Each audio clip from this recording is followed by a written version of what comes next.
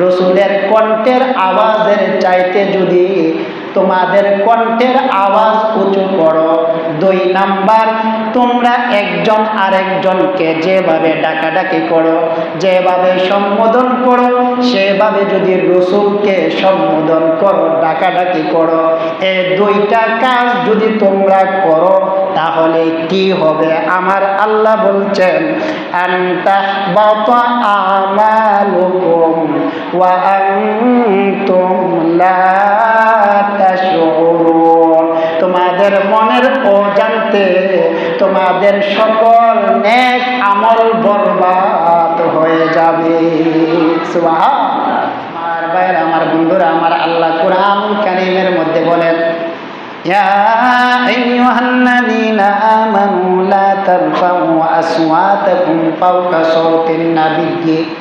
আল্লাহ রাব্বুল আলামিন ঈমানদারকে বলছেন, ওহে ঈমানদারেরা, আল্লাহর হাবিবের সামনে রাসূলুল্লাহর কণ্ঠের আওয়াজের চাইতে তোমাদের কণ্ঠের আওয়াজ উঁচু করিও না।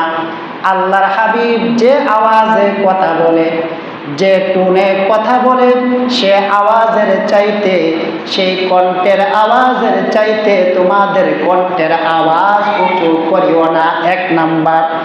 2 নাম্বারে আমার আল্লাহ বলেন, ওয়ালা তাজহারু লাহু বিল কওলি কাযাহরি বাদিকুম লিবাদিন আন তাহবাতা আমালুকুম। 2 নাম্বারে আমার আল্লাহ বলেন, তোমরা একজন আরেকজনকে যেভাবে সম্বোধন করো, একজন আরেকজনকে যেভাবে ডাকাডাকি করো, সেভাবে আমি রসুলকে ডাকাডাকি করিও না, সেভাবে আমার বন্ধুকে ডাকাডাকি করিও না, সেভাবে আমার বন্ধুকে সম্বোধন করো না।